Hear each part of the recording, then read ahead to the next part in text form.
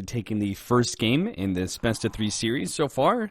Our series haven't gone exactly as I think many would have predicted. Liquid ends up going to a game three. NaVi taking the first game in this matchup against Team Secret. When I think I could say with confidence, right? Team Secret is definitely the dunce. Yeah, based on, I mean, they finished top two of their Starlight qualifier over NaVi, and seem to have been the more well-rounded team. Their roster's been together longer, so I think just that alone with the better results means Secret came in as favorites. We'll see whether or not NaVi can do what NiP failed to do and actually complete this upset in this best of three series. Our draft already underway with a first pick Slardar, Rubik, Weaver going the way of NaVi. Yep. Very different opening from NaVi, at least. I guess Secret with the slider leave things pretty, I guess standard opening, not hero they had in game one, but leave things pretty open. The Shadow Demon ignored so far. There isn't the Luna to go with it, but still, of course, always a very good support hero to have, although maybe not so great against like the Rubik or the Weaver. Weaver's a pretty good hero to get on top of Shadow Demon. You don't really care about getting disrupted so much as Weaver, and Rubik also, you can always steal the disruption, so maybe not so appealing to pick the hero, but it is always a pretty stable, good support. I like Weaver quite a bit. The more I see it in 1-2 pickups, just because of the versatility. I mean, NiP showed that the offlane Weaver is still just as viable as it used to be. We see obviously the carry Weavers as well as the support Weaver, and I think in some ways it limits what the enemy team can pick up here in this example, right? Lifestealer or Slardar. That's a combination that is less likely to be seen when there's a Weaver on the enemy side, because you don't know if it's actually a core Weaver or not, and if it's core, then it matches up really well against that duo. So Team Secret gonna go for the second pick, Disruptor, nice controlling hero versus Weaver, whether it's support or not. They will have a support to counter it. Yeah, absolutely. And it's nice in the core role because you can run it safe lane, off lane, you can do it in aggro lanes. Even very rarely, you maybe see it in the mid lane. Not quite as potent there, but is very, very flexible as far as the hero is concerned. That's where you don't want to invest too heavily into countering the heroes when NaVi can just put it in that 4 position role if they want to. Going into our 3-4 bans, anything that you're scared of for the side of Team Secret when they already have a Slardar? We talked about the Lifestealer. Is anything else? Shadow Fiend's a big pick for them. Mid one's been really consistently high performing in the hero. I think also at the moment it's one of the better 3-4 mid hero picks when you've got these kind of armor drafts. It's just like a nice tanky front line. I mean, we saw a couple games with Miracle playing it where he had good success in the one off game as well in game 2, but I think that's probably where Secret's looking for their mid lane. Other than that, for NaVi, the Pudge is a common support pick. There's the SF ban. I guess the OD is the other hero that both teams play quite a bit in the mid lane as a potential pick, although it doesn't pair as well with the physical damage kind of oriented drafts we're seeing with the Weaver Swarm and the Slardar Amp. But I think that's fine, especially for NaVi. I mean, Swarmers can be nice. It secures your Roshan. OD still plays pretty nicely around their draft, gives you a save as well. One hero that's currently missing from the pool right now is the Darkseer, and he's been pretty high up there in contestant, usually a 3-4 ban through most of our series, but here it's not going to be banned away. NaVi have a chance to pick it up. Secret could also use it if they want to run the Slardar support. Yeah, that looks like a pretty high value pick here as far as something that both teams are going to look to want to snag up potentially. Unless NaVi has something else in mind for their off lane. But with the Slardar, which has mostly been, I feel like Slardar more and more we're seeing it as predominantly a support hero, like 4 position that is, rather than the off lane. The Darkseer, one of the best heroes to combo with it. What do you think the Undying? Do you think they were afraid of an aggro tri lane from NaVi? I want to say, I was looking at some of NaVi's drafts earlier today, and I think they did run Undying in a couple of games. Perhaps just, the aggro tri lane, the lane pressure. Weaver, Rubik already very good at dominating the lanes, and that's something which Undying also brings to the table. As far as dual lanes go, they target 2 RMN heroes with the Undying and the Pudge. NaVi for now get the Sand which, I mean, normally my gut reaction to Sand is more to think him as an offlaner, but could be that 4 position, not great in the 4 position, I feel, compared to the offlane, but it is flexible, I think. Again, that's a strength of NaVi with some of these picks like the Weaver, same thing. Like you don't necessarily know for sure where that hero is going to go. Yeah, I think the 4 position Sand King is usually dependent on what 5 position you have, and I think Shadow Demon and Rubik are 2 supports that allow a potential Sand King 4 position. So I think you're right. It is something that Secret do have to keep in mind here. But for now, we're going to operate under the assumption of the off-lane Sand King and see if NaVi switch it up on us. Are we going to see that Darkseer go in the way of Team Secrets, or is that just not enough control against a Weaver? How do you like that? Sorry, which hero was that? Darkseer, is that pickup, right, that we talked about earlier? Is it a viable pickup for a Secret going against a Weaver? I think it's still okay. Just you can make up for that elsewhere. But okay. It looks like they're going to run the Slider as an offlaner. They pick up Earth Spirit, so there's some more guaranteed control. Mm-hmm. They've got 3 heroes all very good against the Weaver now, with the Slider, Disruptor, and the Earth Spirit. And this is a hero I was kind of looking at, wondering if NaVi would even run. I don't think they played much of the Earth Spirit for RMN. I think it would have been a good pick for them as well. It's one of probably the most successful 4 position heroes on the current patch, but you've also got to have a very good Earth Spirit play to justify the pick. Yeah, I think they've played it once before, but I don't know how successful. It looks like they lost that game, so maybe they don't have a very successful Earth Spirit player. Yeah. Not comfortable enough on it. Templar Assassin going to be the 4th pickup now for NaVi. Some extra minus armor and physical damage. Some easy Roche taking potential for NaVi for sure. Team Secret, though, have all bundled up on Teamfight, and that might not stop NaVi. They may have the physical damage and the opportunities to be able to... Ooh, okay, that's a silencer core now, I guess. Wow. Yeah, I don't think... Does that hero do well against the TA? You can use the curse against the refraction, but it doesn't strike me as an amazing TA counter, so perhaps more likely the safe lane hero for Team Secret? Yeah, I think so. Very interesting pickup here. Does mean they can follow up that Slider initiation with like an instant global, so there's no kind of response available from NaVi. NaVi don't have good heroes to go into like items to dispel the global silence. Like there's no Greaves. You don't. I mean, Sand King can eventually get a Yule Scepter, but it's not really like an ideal item to get, and it's also not like an instant dispel. Like you use yourself while global silence. It's not like you can protect a teammate by stunning them. You're using yourself up in the air. So, right. It's going to be a bit hard to fight into that global silence, and NaVi will have to use that cooldown to their advantage. We still don't know if this Weaver is going to be supported or not, given the first 3 pickups and now a silencer as well. Do you want to change this Weaver into a support role and pick up a different core for NaVi? I guess the question more is like, what would that core be in my mind? The more tempting Life Sealer, I guess, potentially could come in, but he's another hero that gets really crippled by a lot of these silences, so I think heroes that can get out of some of the silences. PA mid for Team Secret, maybe. Does PA beat TA, or maybe we are going to see the Secret silencer mid? I think you don't win the lane necessarily. It's like one of those where you slightly lose the lane, but your hero is still very good against TA come mid-game. And we're going to see Earth Spirit, of course, probably be kind of influential in that mid lane as well. So I think Secret are thinking they can get away with a slightly disadvantageous mid lane if they have the Earth Spirit's influence. But last game we saw Dandy completely destroy MP. That CS differential between them, especially in the deny category, was very lopsided. So I imagine they go back to mid one playing that mid lane, and partly because of how ugly and one-sided that matchup was last game. But it is a tough matchup, whether it's PA or Silencer. Because of all this silence and control, we probably want a BKB carry, right? So maybe Sven, Ursa, along those kind of lines. Is that what you're thinking? I think BK Jug maybe you can get away with because of the Manta build against the silences. It doesn't get you out of some of the other stuff necessarily, like the Static Storm. But Venge carry, so very tanky, does eventually get a BKB this game, I imagine.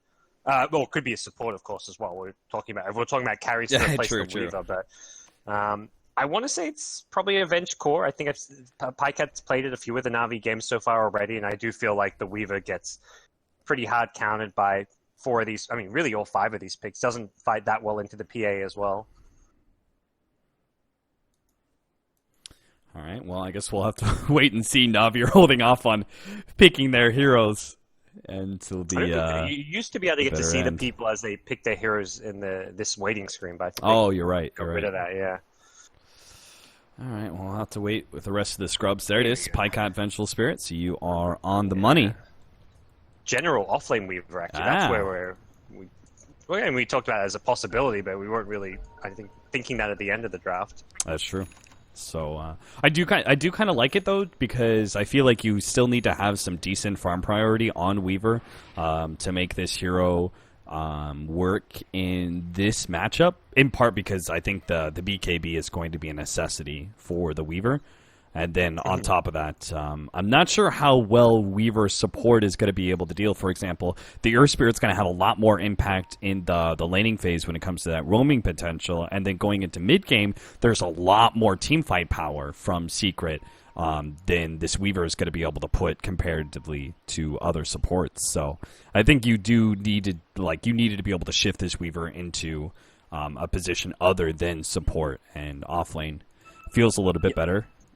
And as a 4, yeah, the Sand King, I think, can kind of match the Earth Spirit a bit better when you're roaming around with the boots. You run into the Earth Spirit, you can look to actually trade blows a bit. If you have a teammate there, you get him with the Burrow Strike and you can cause problems, whereas a Weaver doesn't look too potent. There's not a good killing combo. Weaver TA, you've got no slows, no stuns. The roaming Weaver with the cores that you've got doesn't seem like it's going to necessarily have that big of an impact. So we'll see mid one playing the mid silencer. Yeah, what are your bets? Are we going to see maxed out Curse or something, or do you think you're just going to see it a little bit more regularly played and just maybe a more farm game with Glaives? Well, so Baby Knight used to do a bit of this for the old Imperial days when now Cloud9, where he would go max Glaives by level 7 with 1 point in the other 2 spells. I think the Arcane Curse is the other spell that's really good to max and does a lot of harass damage. It just doesn't give you as much mid-game damage output necessarily. General, trying to be sneaky and go for... I mean, you don't expect the offlaner to be courier sniping, but problem is mid-one is not bringing salves out. Yeah, and RMN is actually going to... He doesn't have refraction. He's actually dead. Wait, what? Oh, a little bit more. Fairy Fire. It's not going to be enough damage on that right click, so he does have the healing salve. He will be good. The Weaver, unable to snipe the courier as it's not showing up. Top lane, Kazu is going to be pulled back here with a telekinesis, but they clearly do not have enough damage to actually get that kill. Puppey popping the mid laner Shrine here and is going to return to try and get a quick kill on Dendi once again, but the ward is already in place to spot him out here. That's... I don't know about using your mid lane as Shrine, but he's got a salve coming out to the mid lane at least, but never a fan of popping that Shrine, but it does allow Puppey to come back in. If there's no ward here, this is a play that can pay off, but there is that ward there. Dendi going to pop the Shrine of his own. He's probably... I mean, he sees Earth Spirit come back to lane with full HP. He probably realizes that Shrine was popped as well. So, mid one, we'll have to play without. But he's ideally going to just try not to get harassed too much. But with the Side Blades, that's something where Dendi can put good pressure onto mid one. Puppey going to throw out the roll here. Dendi tries to sidestep it, but doesn't actually hit it. And Puppey is going to be able to slow down Dendi enough to be able to get that first blood. So the Arcane Curse eating through the refraction and the constant damage coming in from mid one does prove to be enough to bring down the mid laner of NaVi. Yeah, combining the Orb of Venom helping out a lot there as well. This is a really dominant mid lane. Now they've got this small advantage, mid one can just continue to spam that Arcane Curse. His bottle and the Clarity are coming out to give him some extra sustain, and Dendi is not having a fun time. He is far away from his own bottle. So we've found another counter to the Templar Assassin mid in the form of this mid one Secret Silencer. I feel like without the Earth Spirit, TA does just... at least even does in this matchup. Yeah. Yeah, if anything, TA I think can win this matchup. Straight up 1v1, but yeah, the Earth Spirit is where it turns this match. Now that Silencer has an edge, you do very well, but Thing is, Silencer's actually not farming all that well. The CS is pretty even between the two mid laners, so you're going for these kills and like losing some CS here and there. And when Dendi is going for CS, he is getting denies here and there. So you've got to keep up this aggression because Dendi will heavily outfarm a Silencer with the use of those ancients. Bottom lane glimpse him back. Shikuchi's down. He's got 5 seconds till it's up. He tries to juke his way into the trees. Has a magic wand. 2 seconds. He'll be good. Or at least should be anyway. He's getting a little cheeky. Turn around on NP, daring him to try and make another dagger throw. Like that play. Got a cheeky little Gemini attack off and do what damage you can. NP has plenty of regen though. So we'll see how things go. Another Sal pop by Dendi in the mid lane. This is slowing down that bottle as much as possible is really the name of the game right now because that's when you can start like picking up runes, jungling a bit more efficiently, having more access to constant refraction. Puppy tries to line up the Boulder Smash at mid, doesn't nail that one. Pretty hard to initiate with Boulder Smash nowadays. Yeah. Once upon a time you could do that as an Earth Spirit, but not anymore. Kezu actually picks up the Iron Talon. I guess he's assuming he's not going to be receiving a whole lot of help from Earth Spirit, so this Rubik Vengeful Spirit lane appears to be dangerous enough that Kezu wants to jungle. So the next bit of action, presuming Kezu just stays AFK in jungle, is going to be bottom as well, where we've had this constant little battle between Weaver, the PA, and then Sand King matched up against the Disruptor. And with the higher levels in Burrow Strike, we might be able to see Navi pick up a kill here where their mid lane has been falling short. One thing I wonder if Kezu does is with his boots, he could theoretically rotate on mid with the Earth Spirit, like smoke up with Earth Spirit Slider. Level 2 Sprint, level 2 Crush is plenty to kill a TA with. So I think that's like a surprise play you can do as a Slider. He has the money for his boots now. Doesn't have a smoke, which is maybe the one thing they're lacking. But even without a smoke, there's actually no vision on that north side of this mid lane. The smoke comes in from NaVi. They're going to try and go for a Rubik Sand King rotation.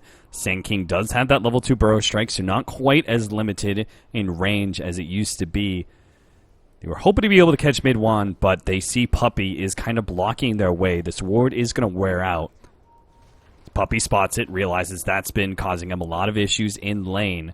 The smoke pops on the side of NaVi as well, but they haven't been scouted just yet. They're going to throw another wards here. They spot Puppy, not going to go for it. Now the kick comes out, the roll misses, and Viber will be able to get some distance. Telekinesis, throwback into Pylai Die. They need to be able to stay ahead of this glimpse. Pylai Die is not going to be able to get him as it's only level 1 glimpse. RMN comes back, goes for the kill on mid 1, trades away his life to make sure that happens. General's going to be able to pick up a lot. It looks like Pylai Die may also go down with Dendi now coming in. MP, he's going to join the fight as well with the dagger in. Puppy's trying to make his jukes around, but Dendi finds his old friend. Going to get Pylai Die as well with the help of General. They turn now together to fight up against MP, but Kezu has made a surprise entrance. Dendi's out of mana. No more refraction charges for him, so they turn and fight against MP as best they can, but his fight they cannot win. General is forced away, the only surviving member of NaVi in that engagement. It feels like it wasn't a total disaster for NaVi. They killed a Silencer. They trade, 2 supports? Both teams lose their mid laner and 2 supports, and I mean, it was 5 secret heroes committing to that while Navi had the Venge staying top lane. So I think it's if anything, it's a slight Navi win. Keeping the Venge farming. And also just Dendi gets his bottle. Like he spends his money before he dies. So Dendi doesn't really lose too much there. He gets back to mid lane. He's level 6 now. It gives him it actually helps him recover. Despite him dying at the end, I would call that recovery for him. And now he's got a kill on Silencer. Yeah, mid one. Has the traps. He's donezo. General's been very good with his early game pressure. He rotates mid. He came before that fight even started to help make sure things went all right for them. Now he comes mid again. General's being very active. All right, man realizes a little bit too late. He sandstorms underneath the sentry and will be giving the kill to MP. Kezu's in some trouble. He's going to be telekinesis pulled back, but Biver, what did you do? He was actually taking all the tower shots that whole entire time, so he is going to go down here. Kezu survives. He's going to pull back on Pycap, but they're not healthy enough to threaten that hero. Well, this is going to perhaps stabilize things a bit for Kezu now. He's level 6. Back to the jungle he goes. When you get what farm he can. Pycat's gone for his aggressive swap, though, at top. He wants the solo kill. I think he may pay for this with his life if he's not careful, though. Pycat, you crazy. He gets the kill on support, but... Oh, no! The misroll by Puppey. Now the counter from RMN as they get the Burrow Strike. Mid one gets the silence on a Pycat, but it doesn't do anything. As Pycat's just ready to full right-click down the Earth Spirit and will survive through all of that. So Pycat, not so crazy it seems. Yeah, he's got 1100 HP with this build of his. It's ridiculous how tanky Venge actually can be as a core, and this is a big reason why this hero is played in that safe lane core role. You're so stat heavy, and you just become this great frontliner. And against this lineup with all the silencers, they don't necessarily have a ridiculous amount of damage output, but the silencers can be very problematic. Having a tanky Venge in the front can be very beneficial to you. Dendy still needs a bit of recovery time. He's sitting at 25 and 12 in CS. That results in about a 2,400 net worth. But of course, we said he should be able to get some pretty decent recovery time, right? Vengeful Spirit can get quite active, and Dendy can start playing off those neutrals pretty well, especially if they can get another kill on a mid one, swap back into the Burrow Strike. Beautiful combination of stuns, well coordinated by NaVi to get yet another kill on that mid laner.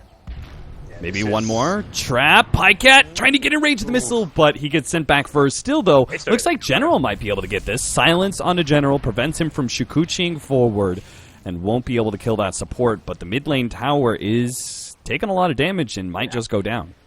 2 points in Vengeance, so I don't think this can be defended. They put the Blightstone, so it should be a free early T1 tower. Those secret, they're keeping in numbers here, and the trap will scout out one of those, so they decide to take the cautious approach. They don't want to give up any lives to take that mid tower. They can come back for it later. Great aggression, and this is my experience with mid silencer games, like be it watching it in pro games. Hold that thought. Kezu at top is going to get gone on now. Wait, RMN backs away. They see the mass TPs, especially MP. And that is a hero that nobody wants to be near right now. And poor Biver, he's going to get a up close and personal touch. The amplified damage actually wears out here, and they are going to be able to get another dagger. And there it is, the pullback. And he knows he's done for. MP is going to have a pretty fast Desolator at this rate.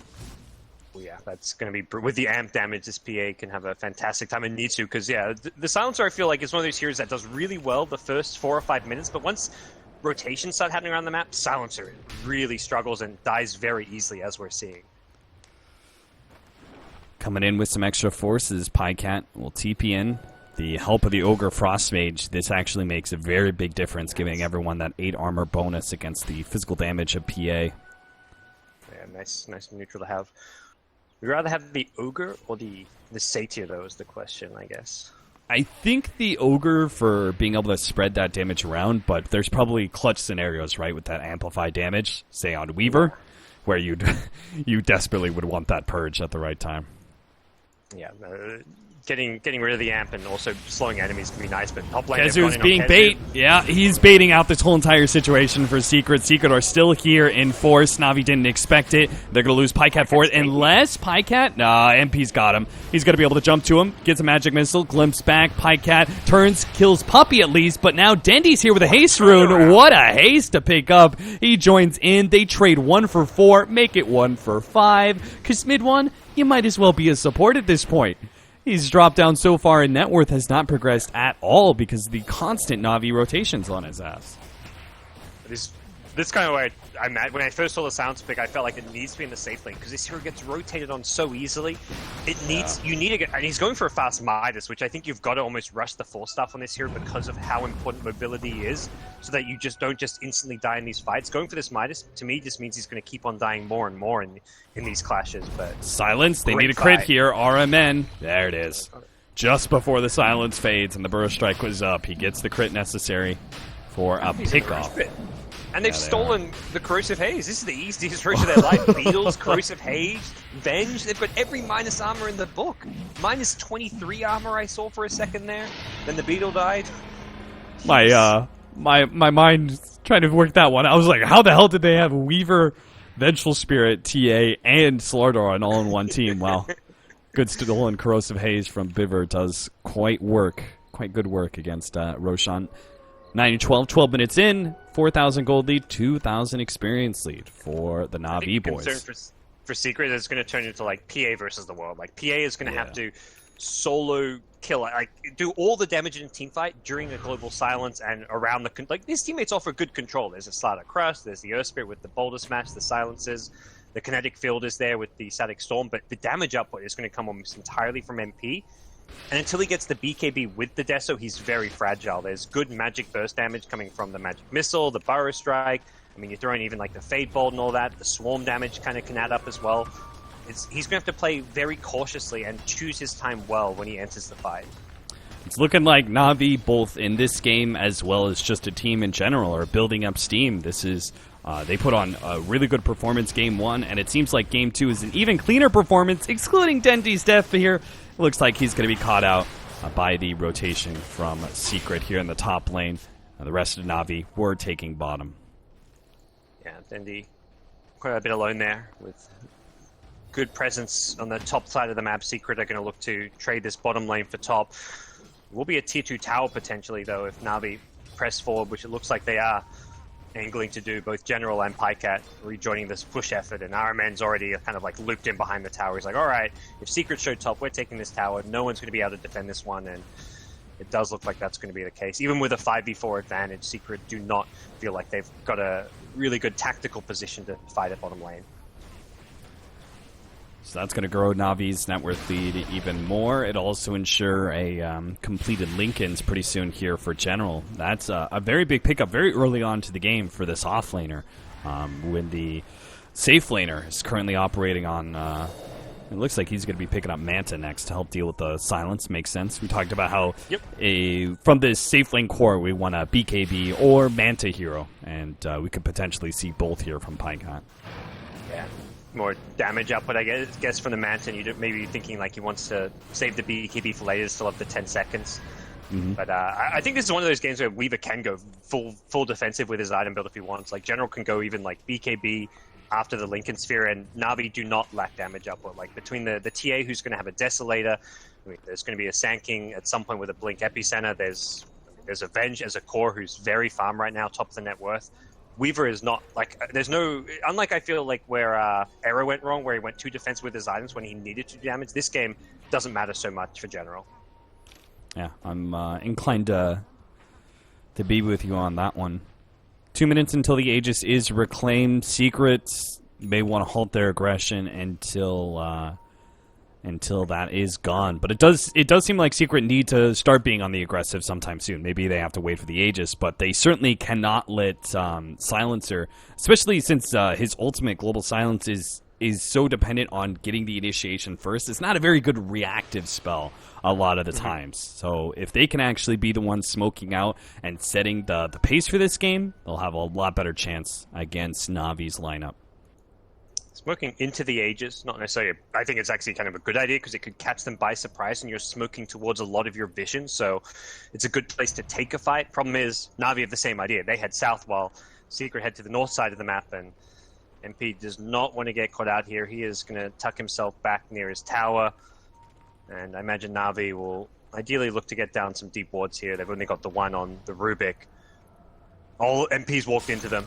That's... MP, there goes the Global Silence, so it stops the Epicenter. That's going to be pretty decent. Biver is going to be the first target here as Puppey rolls in with a big-time combination, doing a lot of damage to Dendi. Static Storm laid out by Pylai as well. Navi, they're dropping like flies now as the physical damage is not enough to finish up any one of these heroes. RMN comes in with a two-man Burrow Strike, and maybe I lied. Pycat does manage to pick up one, looking for a second one now as MP jumps back in. RMN with the amplified damage. MP, he wants a bigger kill, though. He looks towards General, starts running over there, thinking about it. Pycat stunned up a little bit. Pylai will finally drop to General. He's dropping lower and lower, though, with his Arcane Curse. Mid-Wan's actually going to be able to pick up that kill as MP jumps in to finish off Pycat. Navi lose the fight dramatically against Secret. All three cores staying alive and finishing off Navi.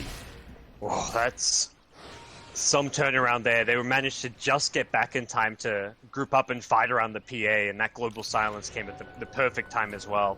If there was like one more follow-up stun, like if they'd managed to just get off like a magic missile onto the PA, they probably would have been able to kill off MP during that stun duration, and that fight wouldn't have gone as badly. But just being able to global before that follow-up stun came from NaVi meant the world of difference. And Secret feeling boosted up after that fight. Want to go again? They need to be careful because this is now without the Global Silence, and if NaVi can get numbers in this area, I think NaVi will have a good way to take a fight here, even without the Sand King Blink. They knew too. It's like you don't always have to throw down a counter ward when you're smoking, but against Templar Assassin, I think you do. They got spotted out by a trap. NaVi are in a position trying to take the high ground. They're actually going to push out now. Pycat is going to be immediately blown up here with underneath the Static Storm. They're going to glimpse back Dendi, and that I'm not sure what kind of movement they thought Secret was taking there. Yeah, Secret were very patient, just sitting on that little ramp on the south side of the river, waiting their time for someone to show, and eventually Pycat does, and he gets taken out as a result of it. And it is, for a while it felt like they were fine without the Blink Dagger, but I think now we're at that point where Secret are starting to win these fights because they've got the cleaner initiation. That Slider Blink Crush is proven to be like the better way to start a fight, whereas for NaVi, until they get a Blink Dagger on Sand King, aren't able to be the ones jumping and initiating. And against the Silencer team, you want to be in that position. Pylidine pushes forward, sees if he can find anybody for a glimpse target. No such luck, though. Tier 1 tower will go uncontested. Team Secret.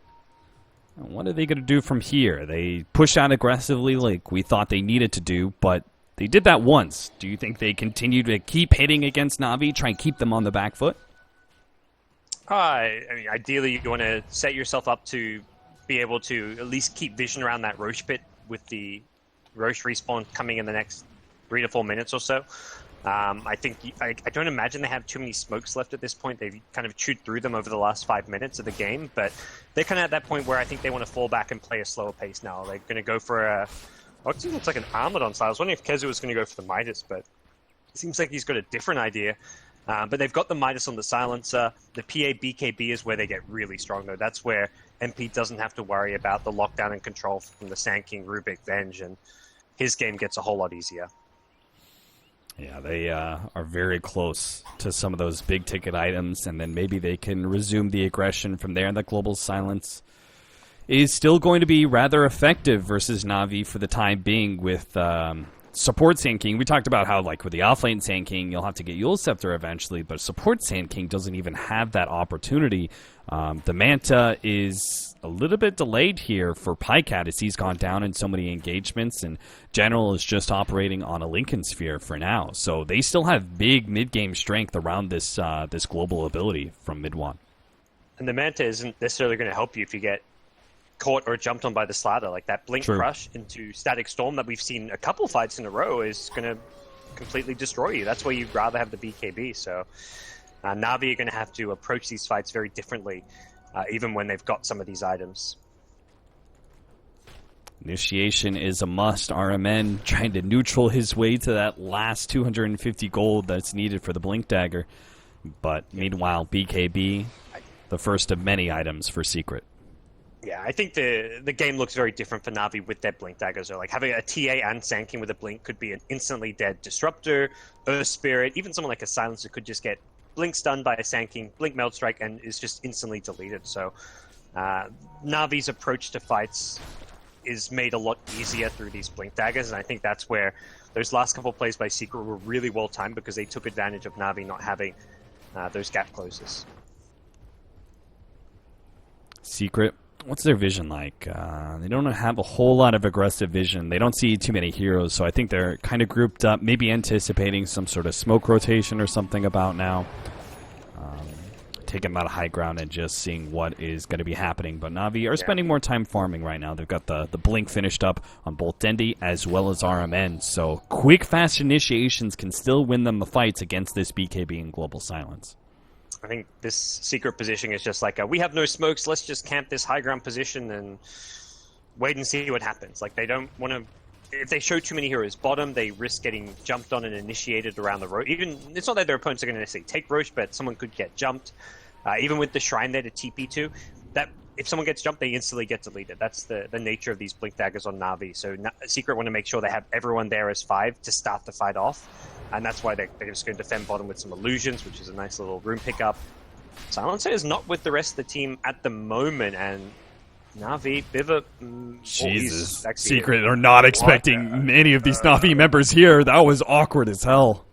Yeah, I think they see Biver and they probably think, okay, there's 4 or 5 heroes with him, but he was like almost entirely alone with the exception of RMN slightly to the north. But I don't think Iron Man would have blinked stun to save the Rubik there. Yeah, I don't think so either. They do have very good vision on the Na'Vi side around this top half of the map now. It's a nice aggressive ward that's just laid out. Very good for keeping vision on the Na'Vi side. Like even with the sentry there, there's still a trap in the Roche pit. You can just constantly be past that. They have the ward in place to be able to get that. The glimpse in, static storm. They're going to commit everything they have to bring down this carry. They know how important he is for sustained damage in these team fights. Yep. It's either a Roche or a buyback, and I don't think Na'Vi necessarily want to commit their Venge buyback considering how much Pycat's farm has already fallen off. I think this is where you say, let's angle more towards the late game. Dendi's actually going to be pressuring the bottom lane. I like this play, but it's such a fast Roche that Secret can quickly come back to defend. Yeah, it looks like minimal damage was done on the objectives on the Na'Vi side. They get a little bit of damage on that tier 2 top, nothing on the tier 3 at bottom. They are going to try and go for a quick kill on Puppey here. A small pick off. They could do a lot, but Na'Vi can't actually finish him up. He's significantly tanky with that value buckler.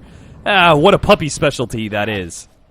Yeah, I mean, he gets so tanky on some of his supports. I mean, he plays a bit greedy and gets more farm than most. And he's like, Vit Booster, Buckler, Raindrop, and Urn. And like all 6 of these items give him like some decent survivability. Yeah, looking for the Crimson Guard maybe later on. That'll be a nice damage block scenario against the Weaver and those bugs. Yeah, all the Na'Vi damage output is really going to be physical damage this game. The Sand King is not really looking like a big threat as far as damage output goes. He will have a level 2 epicenter soon, but the 3 cores are entirely physical. This is a great game for a Crimson Guard, and Puppey's not really that far away from it. A couple of towers or one team fight, and he's going to have pretty much enough money to complete it. Continuing the split push objectives, Na'Vi sticking away from NP and the rest of Secret as they push down the tier 2 tower. We'll see as Secret, as they TP to one side lane or the other, if there's any opportunities for Na'Vi to find a quick pick on somebody. Well, Na'Vi kind of posturing around this top lane with Iron Man. Will be another Earth Spirit TP. Will Iron Man get him this time? I don't think they're even going to try. Man. Yeah, I think they learned their lesson from last time. This guy's too tanky and they're too quick with the TPs. We can't get him. Dendi does manage to spawn out. A couple of these heroes rotating over thanks to the traps. Dendi's just pushing for efficiency's sake to maximize his farm underneath the nose of Secret, but he does finally force himself to TP back. Bought a little space for General to farm in top lane, and that's about it. Yeah, Iron Man blinks out, pushes the lane with a Sandstorm. This is kind of the split push time for Na'Vi. They're like, all right, they've got Aegis. They're just 5-manning down all our towers. We can't defend bottom lane. We can't defend either of these towers, most likely. Let's try and pull them back to defend this top lane. So Iron Man pushes out one way. Puppey kind of comes back. It's this kind of tug of war between Puppey and Iron Man as far as this top lane creep equilibrium goes. But Puppey, he just feels confident that his team can push without him. There's also a shrine close enough to this bottom lane that should it look like a big fight's about to break out, he can still at least TP and get there like partway through the fight. And you know your team with an Aegis and a BKB-PA are not going to lose the fight in the first like 5-10 seconds. Oh, it looks like Na'Vi kind of want to force this real quickly. They rotated, but then Puppey went off map. He backed away from that, defending that tier 2 tower. BKB, that's why. Okay, this is definitely going to be a big pickup. Kezu looks for the initiation. Dendi's already picked up the one. Disruptor's down. MP's going to be up next. They managed to get the stun on him. There goes that Aegis. Kezu caught by the bugs. He's not going to be able to reinitiate with that. Now he's immediately peppered away by Dendi. BKB activated by MP. They blow up Dendi before a refraction can come back in. A global silence activated. Pycat's now fighting into Puppey. Gets the swap out. Turns and fights a little bit more. The epicenter's here, but the BKB still activated by MP. Dodges most of that damage, and they'll clean up Na'Vi members 1, 2, and maybe a 4th in RMN. Yeah, he's not making it out. Spotted out. Secret managed to lock him down, and would start off with Na'Vi on that BKB on Dendi. I personally thought they were going to wait for the BKB on Pycat before they tried to get into a big engagement, but they felt they spotted an opportunity. I think that was very, very ballsy play from Na'Vi, but they instantly take out the Disruptor, so there's no Disruptor ultimate to worry about. They know Puppey's not in the fight, so they turn it into what's effectively, at least temporarily, a 5v3 fight. So they feel like all right, it's worth taking a 5v3 fight where we pop the BKB early, and they break the Aegis too. Like, they killed MP's first life without losing too much. Problem was, they couldn't get Kezu in the trees. That armlet made him just too tanky. He was even able to armlet toggle after he got low and the Weaver was trying to chase him down. And if Kezu had gone for like any different item build, I think they kill Kezu and that fight goes very differently. Yeah. But really good play from Kezu to stay alive, as well as MP's second life. He also got the amp damage on the Dendi post BKB, which meant that Dendi melted to the PA's second life. He was looking to be able to pick up the MKB to try and counter that PA's natural evasion, but that's going to be a long time coming unless NaVi can still make a fight happen. Static Storm immediately laid down his RMN, tries to go for the initiation. Countered up NaVi with that ultimate on cooldown, still kind of hanging around thinking maybe they can fight. General's going to be stunned up. If they can get the crit, they got him! Corrosive Haze, and immediately gets the crit to follow that one up, eliminating General, and now all bets are off. NaVi, there's no way they can win an engagement going back in. Pycat's going to be the extra cleanup with the glimpse back, and Secret take another 4 against NaVi. Right. That is the beauty of Disruptor. Like, what's a bad pickoff turns into like a bad quote-unquote team fight. Like, what should just be 1 kill from a good defensive play from Secret turns into 4 all of a sudden. I mean, the bottom lane was NaVi on the aggressive. That was like NaVi going for a pickoff, and you think normally like a pickoff backfiring is normally like that one hero who goes in, ends up dying, and the rest of the team just get out. But no, there's no escaping there against the Disruptor, and Secret are in a spot to break through a lane of racks here. They are pretty short respawn timers, and there is still global silence over Secret, and that's where they're like, well, they're respawning, but we've got global silence. Here comes the epicenter. They're going to try and blow up MP with all this magic damage. The global silence goes down. It's not... it is enough. MP actually managed to get the blink away. Evades all the shots from the tower as well. NaVi hold their tier 3, but they wanted so much more of that. That's why Pycat comes in. Oh, he meant to dodge the stun, but it may not be enough. A good Burrow Strike comes in. Pycat fighting up against MP, but he can't win that engagement. Dendi will finish him off, gets a little bit of vengeance for his ally, but they need to be able to catch so much more. The TPN Pylai Die going to be caught. Static Storms 10 at a TP away.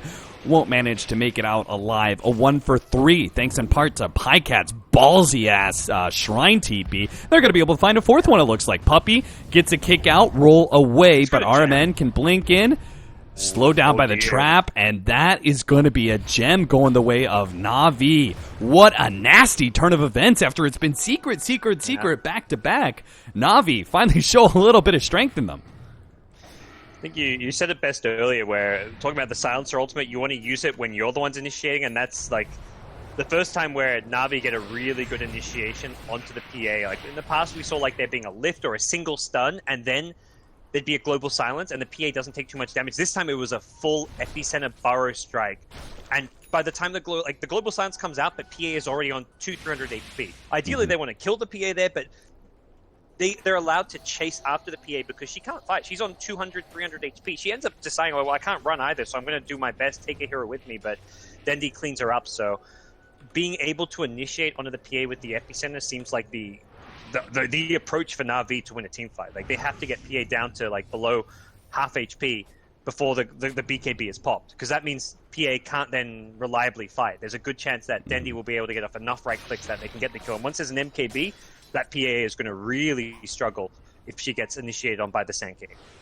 I think another thing that this says is that the backup carry, Mid-1, who's been making some pretty decent progression in net worth after having a rough-ass start.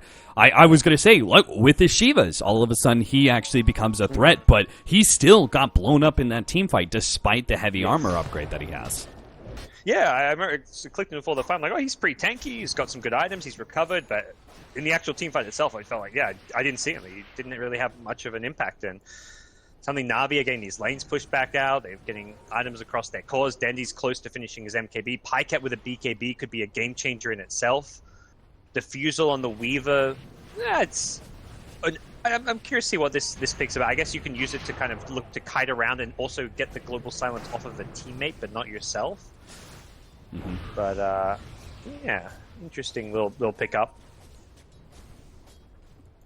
Successful scan from the Radiant side,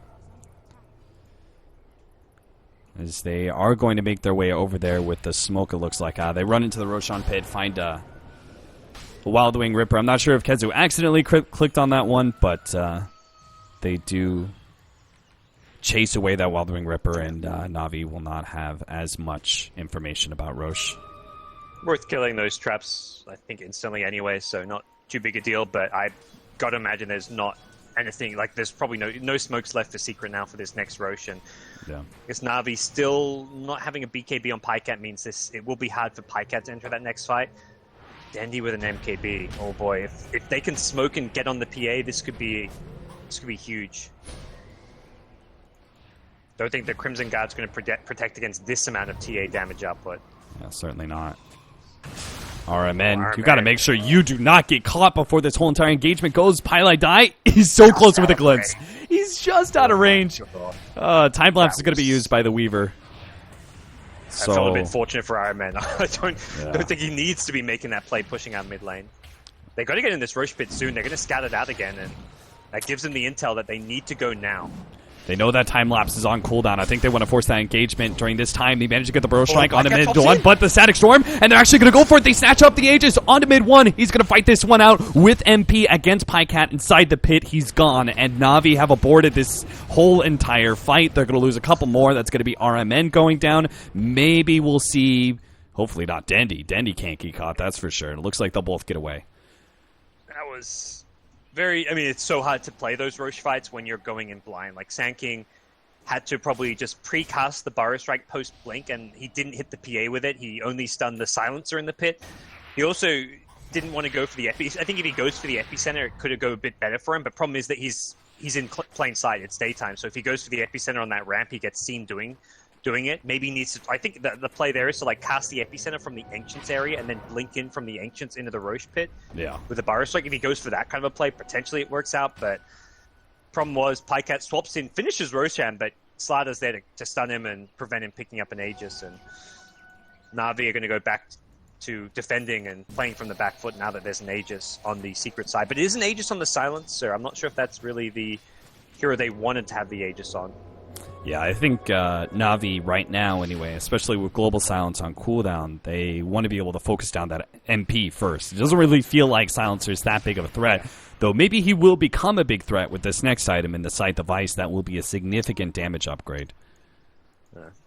MP, on the other hand, building in Assault Crest. I think this is a must-buy item given it's purely physical damage killing him in these fights, so the one item that's going to give him the extra bit of survivability as well as help out with the damage output. This push in from the bottom lane, these kind of pushes from General can be done with a lot more confidence with this fresh BKB picked up by him. So he's going to try and keep Secret away from pushing into these high grounds and forcing these potential tier 3 Aegis scenarios that we talk about in the late game.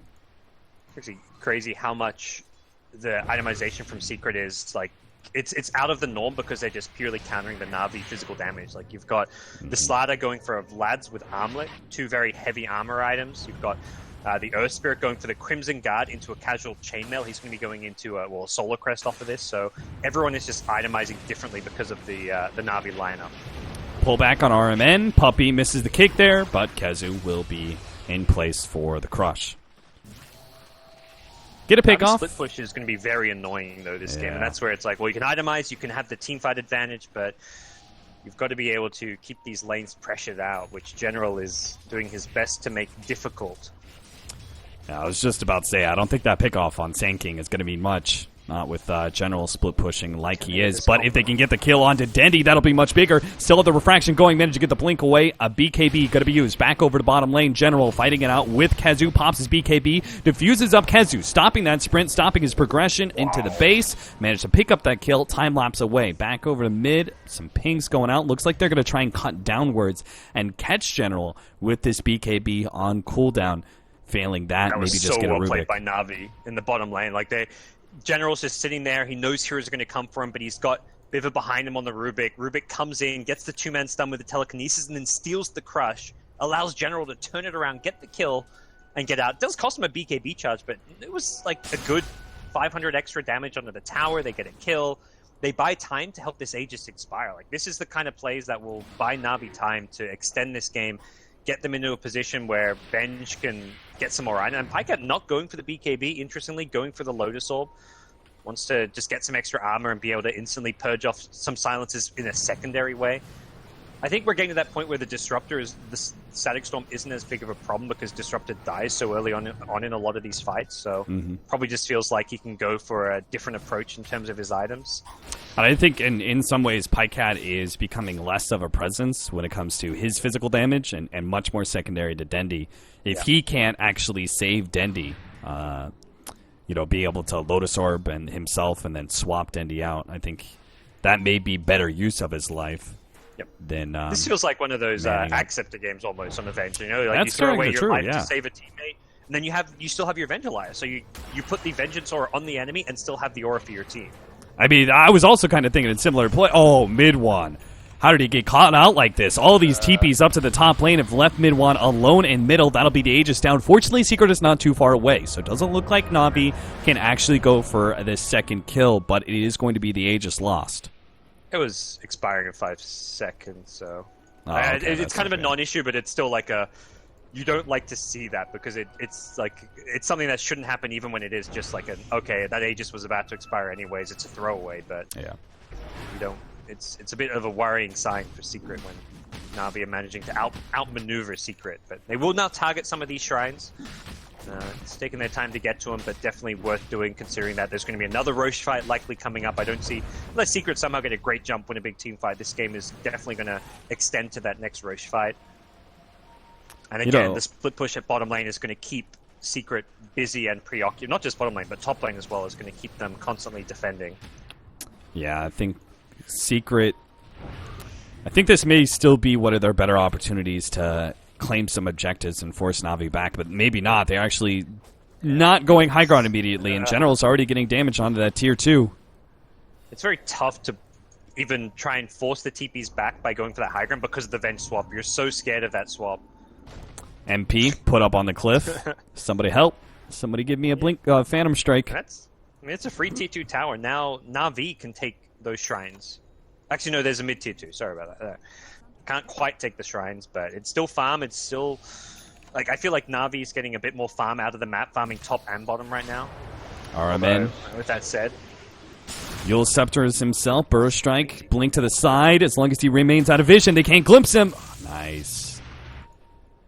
Gets away just in time. General is going to become quite the threat here with all the split pushing before, because we went the double defensive items. His damage hasn't been that threatening, but he is on the cusp of a fresh upgrade in damage. Yep. Probably the MKB, I guess, against the PA. I mean, the Desos are always a nice pickup, but against the PA, the MKB is definitely more damage output.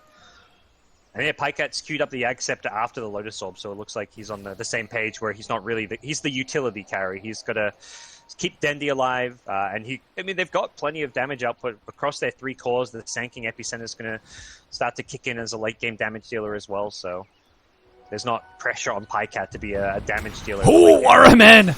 Oh, God, just keep on doing this, buddy. Just keep on buying your team time with these sort of plays. If he can actually get out, it'll even be better, but he is going to be glimpsed up. Has a blink up in a second or Burrow Strike, but I don't think he's going to have a chance to use it. That is still 5 members of Secret in the bottom lane, and they're all going to have to TP or play somehow defensively. They may still catch him. Pycat, though. Kick. Is it in time? Oh, Pycat gets nailed just before the TP can complete. Pycat pops the Lotus Orb, turns and fights, hoping to be able to get at least one, but Puppey is not even close to death. He gets that one. General almost gets the tier 2 in mid off of that one, opening up the shrines, but not quite. Yeah. It's actually so frustrating. It's like one of the new counters to split pushing is these shrine TPs. It's like, all right, they can't get behind me, and then you're threatening to push a tier 3 tower, and then suddenly there's like 2 heroes behind you, and you're like, oh wait, that's right, they can TP the shrines nowadays. And Pycat's play there would have been totally fine, and like the standard right play to make on any other pre 7.0 patch, but those shrines are his undoing as Puppey's able to get in there in time to cancel that TP out. Yeah. Or even having BKB, he could, be able to BKB TP out. And only I still feel like, the Abyssal. BKB over the Lotus Orb would have made a bit more. The Lotus Orb is the more team-oriented item, and it will help against this Hex. Like, if someone like Dendi gets Hexed and initiated on it, it means he can help him out. But I think he can help him out by swapping him. That's the thing. If he has he could swap him out and then pop a BKB. So I don't necessarily feel like the Lotus Orb was a necessary item pickup this game. Do you ever, because we talked about the Ags on Vengeful Spirit, and I think it was a good suggestion. Pycat seems to agree so. He's trying to pick that item up now. Do you think the Ags on Weaver is ever going to be a thing that we talk about for this game, or should he just build straight damage? Hold on, RMN goes on a Pylite die. Abyssal Blade goes out. MP is going to be able to collect this kill, looks like, with a glimpse back into a crush. RMN has no hope of escape, and Secret are slowly but surely getting NaVi out of position more and more and keeping the lanes relatively pushed in at the same time. Yeah, this is a good chain to pick off. Secret, I think, starting to figure the game out a bit better now with their ability to find these split pushes. I think they were prioritizing too much, just pushing down one lane, and now they're like, okay, we've got to just send out 2 or 3 heroes, go and get these kills, and then go back to pushing. Even if it means we're not breaking high ground, just punish NaVi. Like, you can't let NaVi just walk all over multiple lanes, get a free tier 2 tower top, have you chase them around like with this Sand King, Yules blinking around. Like, you've got to make sure you get these kills, even if you're not getting Raxes. Set yourself up to perhaps go for a Rax with the next Aegis cheese. But back on the topic of the Ags for Weaver, I think there's too much pressure for General to actually do damage this game. I think he's going to be too slot limited to... If for NaVi to win, like in my mind, for NaVi to win, it's going to take a 6-slotted Weaver and a 6-slotted TA. Yeah. So you just want this General to go full damage then? Yeah, the Ags could be nice. Maybe it saves Stendy one fight, but they've got to maximize their damage output in that small window where they like pop their BKBs in the fight. And I think going like an MKB into Bloodthorn or something is going to be a better way to approach this game. Yeah, I completely agree. The way I see it is that in the beginning of this game, either Weaver or Vengeful Spirit could turn into that support utility role with the Ags, in this case, the swap. But once you've made that commitment, one of them has to be full damage. And in this case, General's got to take over the damage output that Dendy will eventually drop off, right? Templar Assassin is not the be-all, end-all of it late game carries. It's a nice damage dealer, but it is still susceptible to initiation. Does have that nice +3 refraction instances now, which is that's true. One of the better level 25 talents for carries that there are in the game. So see what he can, or won't necessarily obviously see the impact of that, but it does make it a bit harder for the PA. Most of those Blink's Phantom Strike attacks will get blocked by the refraction at the start of a fight, so can be very pesky. Oh no, he didn't get the blink off in time. Okay, did you see that? Yeah. He blinked at the same time as Glimpse, so he actually play. Yeah. That is like some amazing timing, but I'm sure there's like a tiny bit of luck involved with that as well. Like, you're only going to get that 1 in 100 times, but that was the 1 in 100. I was just like, what the hell? All right. So NaVi, they're going to wrap around. This could completely catch Secret by surprise. Oh, it looks like it just might. MP. But Secret have the high ground advantage. Yeah.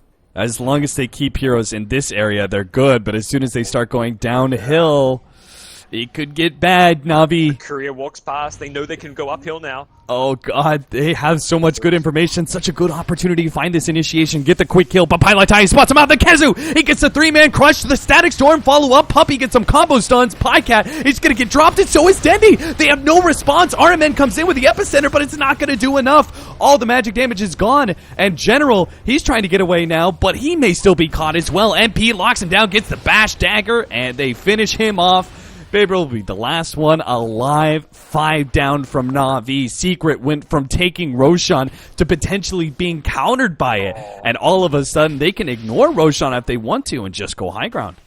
I mean, that initially looked so good, but Kezu with the split-second reaction instantly blink crushes, catches out 3. That was some impressive play and reactions coming out from his Slardar. And I think it was the courier kill that kind of revealed their position there as well. Like, they kind of showed their hand by killing that courier, and then they didn't. Like, they need I think it's NaVi who have to make that split-second jump. The second they see, like, they're on the high ground, they see heroes, they just need to blink crush and delete a hero right away with the TA. Pop the BKB and just stand your ground and fight. But Secret, the team willing to take the initiative, get rewarded for it, and this is going to be multiple lanes of racks. Weaver, no buyback means this could just be straight-up mega creeps. It really could. 30 seconds left. Templar Assassin. Dendy may be forced into a buyback. On such a low death timer, that is going to be the worst feeling ever, but It's going to be worse than just watching you get megas like this.